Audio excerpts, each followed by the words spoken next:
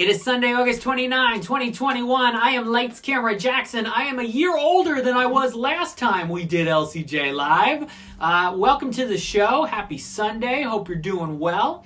And we've got some breaking news box office results for you. As always, send in your questions and your comments. But your number one movie in America, your new number one movie, is Candyman with $22.4 million. That is a win for Universal for the end of the summer. No question about that. It will not be number one again next week because of Shang-Chi coming in. So Universal should definitely be celebrating this week with Candyman. I think exceeded some expectations. 22.4, a little higher than a lot of people expected. So 22.4 for a film I honestly did not love. And if you want my thoughts on Candyman, plus my co-host Mike Sargent of the Too Fast Two Films podcast, go to toofast2films.com. We talk about Candyman and Vacation Friends, the new comedy on Hulu that I actually pretty enjoyed. I enjoyed pretty well when I watched it the other night. So go to toofast2films.com for that. Candyman is number one with 22.4. Happy late birthday, Jackson says Kelvin. Thank you very much. I appreciate it. Yeah, we'll get to more box office in a second. If you're wondering why I have these are my new Tom and Jerry pezzas. I think they're fantastic. I love the expressions on their faces, and the look of the characters is great. Free Guy, number 2. So it made $3.6 million on Friday. It made $10 million combined, they're saying, yesterday and today, for $13.6 million in its third weekend. Free Guy is now at $79 million. So $21 million away from that $100 million mark. They are going to chase that. We'll see how well it does next weekend over Labor Day, but they are certainly going to chase that $100 million mark. BK Wells, thanks for being here on LCJ Live. Paw Patrol the Movie dropped about 50%, $6.6 million in third this weekend. It is at $24.1 million after 10 days. Not bad, all things considered. Speaking of $100 million, Jungle Cruise is right there. Congratulations to Disney, Dwayne Johnson, Emily Blunt. $100.1 million right now for Jungle Cruise after adding $5 million this weekend. I know there were early estimates and figures coming in after yesterday saying Jungle Cruise will be at about 99.7, 99.8. You know the Disney execs had a meeting yesterday and were like, we got to get the $100 million headline for Sunday. So we're going to get this movie to over 100, even if it actually won't get there until maybe midday Monday. But $100 million for Jungle Cruise is very, very strong. Considering it opened to $35 million, getting to 100 already is very impressive. So that is a very good figure for them. $2.8 million for Don't Breathe 2. It's closing in on $25 million. As of this moment, don't have the exact money for Respect, but at least another maybe $2.5 million for Respect this weekend. Suicide Squad with $2 million. It is up to $53 million. The Protege with $1.7 million, totaling $5.7 right now. The Night House, $5.2 million total. And look, we don't even know if Reminiscence is actually in the top 10 this weekend. But there are reports coming in that Reminiscence dropped from about $1.95 million last weekend down to $820,000 this weekend with only $3.5 million total. One of the biggest bombs in recent years. Honestly, the film is not very good. I don't think you can blame the pandemic or the fact that it's also on HBO Max. It's just not a good film and nobody wanted to see it. Nobody was interested in seeing Hugh Jackman in this noir yet futuristic romance thriller.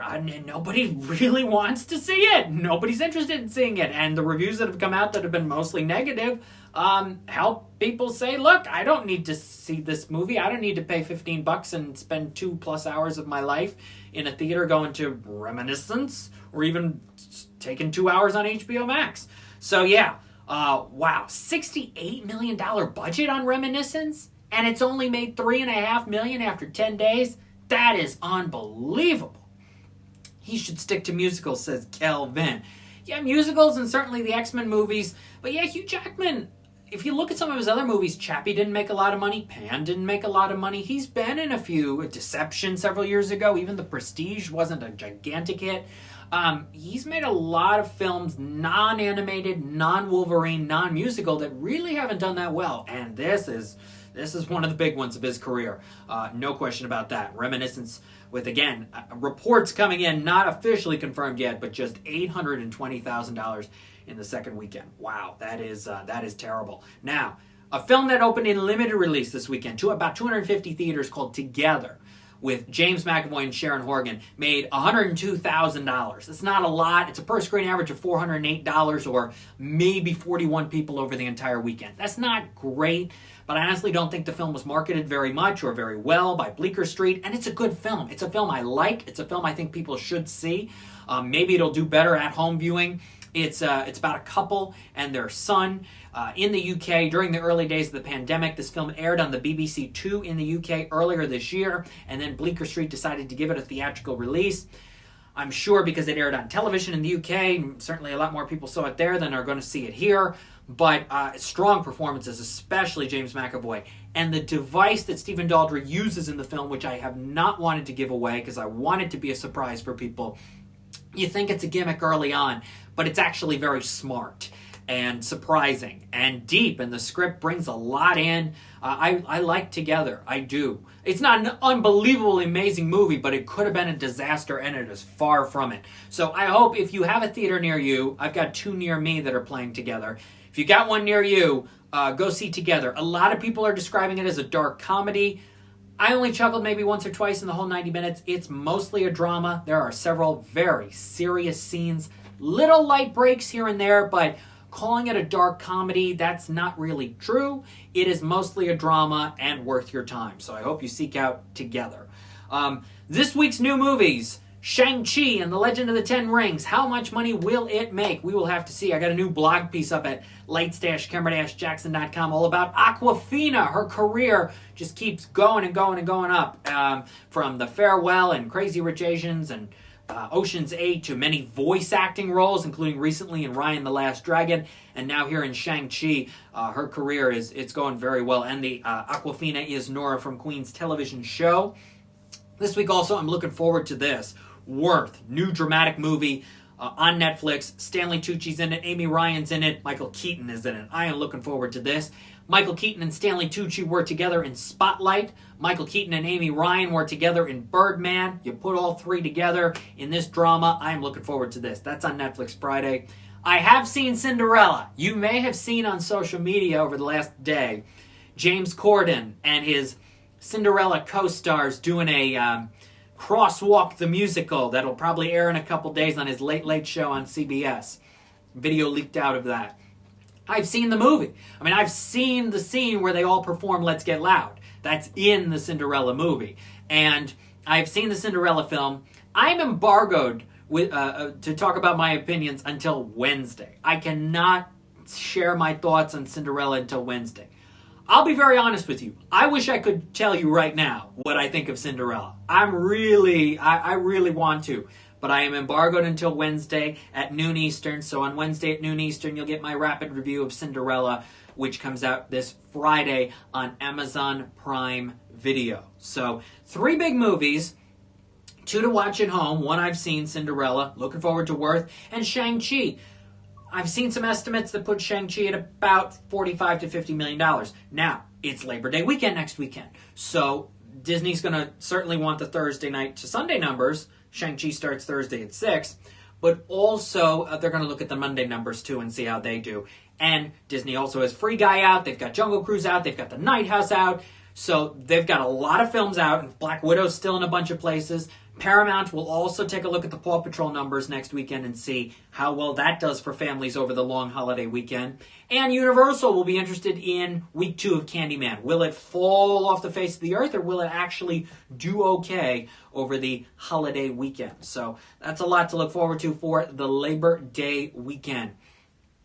What have you seen that's new in theaters or at home on a streaming service or VOD? Have you watched Vacation Friends? We'll see Disney also taking a look at those numbers today, how it's been doing on Hulu. I watched it on regular Hulu. Let me know your thoughts here. Comment right here, right now, for LCJ Live of what you've seen, what you're looking forward to. The television season is coming up. The Emmys are in just a few weeks on September the 19th. I'm on websites here seeing all kinds of your consideration ads for Ted Lasso and Hacks, Apple and HBO Max going at it. Dr. Pajama Sam, thanks for being here on LCJ Live. What have you seen? What are you looking forward to? I was disappointed with Candyman. I saw Free Guy. Thought Free Guy was okay. I like Paw Patrol. I know a lot of people are like, are they taking Paw Patrol seriously? They should. It's a legitimate animated movie. Suicide Squad, not a fan of. I will say this about John Cena, though. Look, John Cena's been in Fast 9. He's been in Suicide Squad. And now Vacation Friends. He's so kind of mellow, stiff, not really exciting in Fast and Furious 9. As this bland villain character. Just stone cold face, not a lot of expressions, nothing. Doesn't get to do a lot with that performance. Suicide Squad is goofy for the wrong reasons, and his comedy timing doesn't work in that. In Vacation Friends, he and Lil Rel Howery, their comedic timing is spot on. Cena looks very relaxed, at ease, comfortable. These are the kind of roles. I was talking with Mike Sargent about this. This is the kind of role that could shift his career in the right direction. Like what happened with Arnold, and like what happened with Dwayne "The Rock" Johnson. Shifting them from roles that may not have been perfect for them to now perfect ones. And ones you want to see them do more of in the future. That's what I think is the case for John Cena. Also, shout out to Meredith Hagner from Vacation Friends. Breakthrough comedic performance for her. She's not in every scene. It doesn't have every comedic line. But when she's in the movie, she is funny. She is good. Yeah, Vacation Friends I recommend. September is an interesting month as we look ahead to the movies that are going to be opening up. Because you've got Shang-Chi. Then on the 10th, you've got a couple films that really haven't been promoted that much. One is The Card Counter from Focus Features. The other is Queen Pins, an STX comedy with Kristen Bell. STX tends to wait to the last minute to actually make decisions on their films of whether they get a promotional, get a lot of promotion from the studio, or whether they'll actually be released. Remember, they pulled My Spy. They've pulled a lot of movies at the last minute over the years. And so, Queen Pins, I guess it's going to come out September 10th and then go to Paramount Plus on September 30, I guess. But you may have to wait to the last minute. When you look ahead at the rest of the month, I really think Sony made a huge mistake in delaying Venom 2. Not only delaying Venom 2, but putting it right up against Halloween Kills? What were they thinking? But Sony's made a bunch of irrational decisions this whole pandemic period of time. They don't have a direct streaming service to send a lot of their movies, and they're making all kinds of crazy decisions. Some of them have been fine. Some of the decisions have just been outrageous. I think this is one of them. Because now when you look at the 17th, Cry Macho is out, the Clint Eastwood film, and that's probably going to do pretty well. For older people, if they want to stay at home on HBO Max, but the young people who are like, look, if this is going to be Clint's last movie, which we all thought The Mule was, but if we think this is going to be Clint's last movie, let's go see Cry Macho. And so young people may actually give this movie some box office, some legitimate money. Cry Macho. Blue Bayou's a little movie. The Duke's a little movie. The Eyes of Tammy Faye's a little movie. And when I say little movie, I mean, limited starts, may get bigger, but awards play. Your big movie on the 17th, because Venom is not on the 24th, like it was supposed to be. Your big movie on the 17th is Cry Macho. And you know what else was supposed to be on the 17th? Was Clifford the Big Red Dog. Paramount pushing Clifford the Big Red Dog from September to be determined. Now, Paramount has to be looking at the Paw Patrol money and saying, okay, we've done a little bit. We've actually done okay with Paw Patrol. But they probably want a little more for Clifford. And so they're either going to wait, they're going to put it out same day in theaters and on Paramount Plus, maybe, or just put it out in theaters. Or are they secretly redoing Clifford's face just like they redid Sonic the Hedgehog's face and didn't want to give that as a public reason? And then are going to wait until the new trailer comes out to say, guess what, we redid Clifford's face.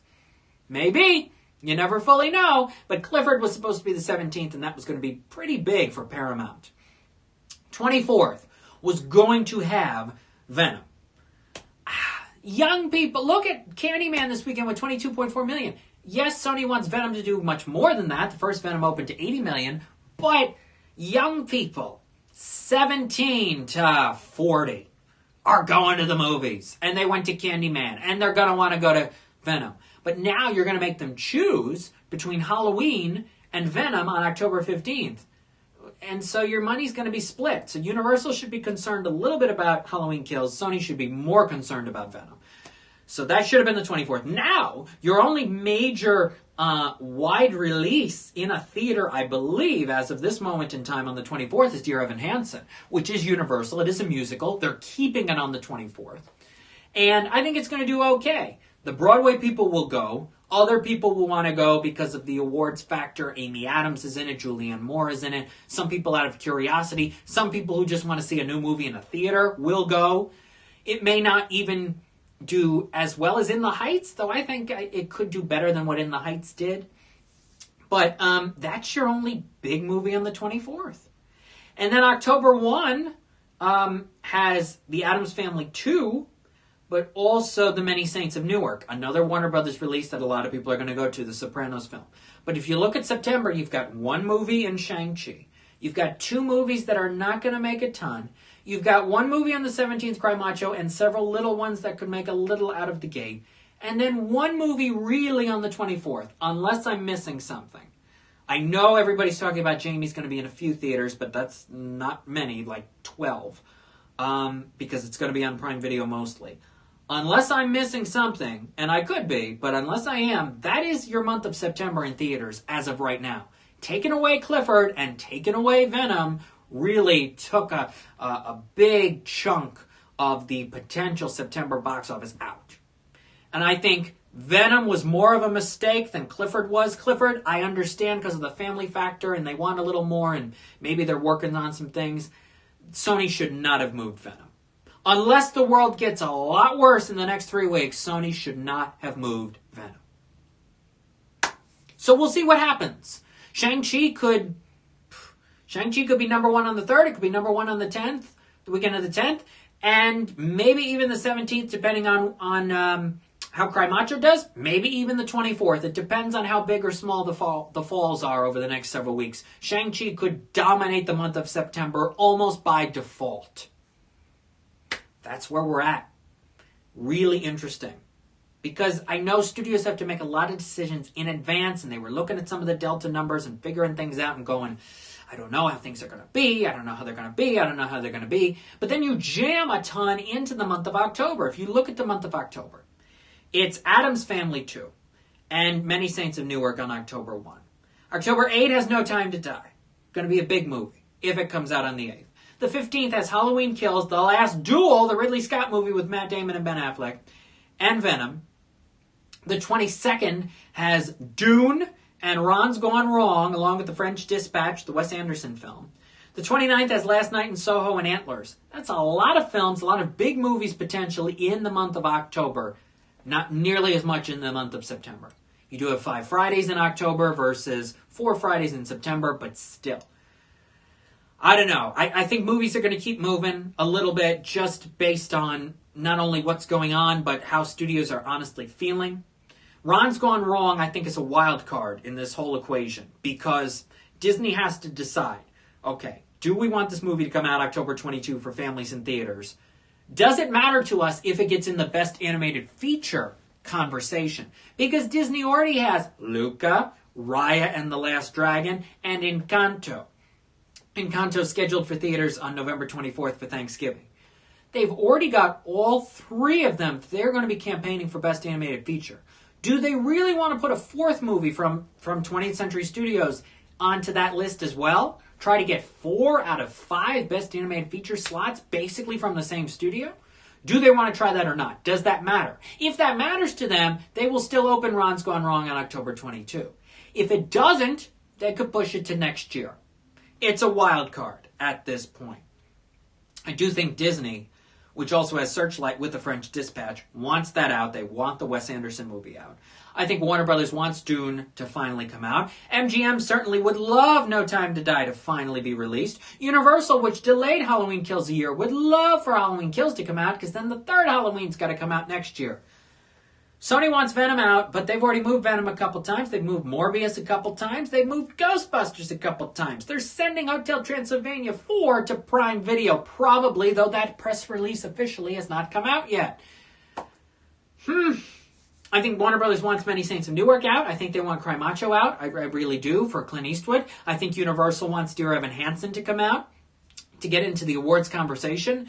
And if it's really good, it could make a big impact this year. So that's where we're at.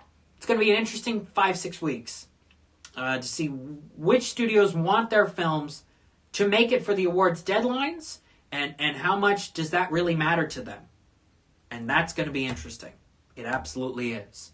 So again, my rapid review of Cinderella will be available on Wednesday across my social media platforms. New AnimationScoop.com Q&A tomorrow with the creator of well, I can't even say. I was just about to say it, but I don't even think I'm still allowed to say it till tomorrow. So look for a new Animation Scoop Q&A tomorrow. I was this close to saying the title of the show. I was this close. You'll see it tomorrow, and I'll put out a video clip from my talk with this creator of this new animated series. Look for that tomorrow across my social media platforms. Twitter at LCJ Reviews, Instagram at LightsCamJackson. The website is lights-camera-jackson.com. I'm on Fridays on 99.5 The River with Randy. It's been going great. Support your drive-ins if you can. Support your indoor theaters safely. And I hope you're staying well. And we'll be back next Sunday to talk Shang-Chi box office. And we'll preview some other movies and television events that are on the way. Follow me on the social media, and there'll be some cool things coming at you this week that I look forward to sharing with all of you. It was a great birthday the other day. I will be sharing more pictures about where I went on my birthday and other things that have happened over the last several days. Look for all those soon. Instagram at LightsCamJackson and more of my social media outlets. So thank you so much for watching today's edition of LCJ Live. I will see you in the month of September, which is next Sunday. Take care, stay safe, stay well, enjoy the movies, and bye-bye.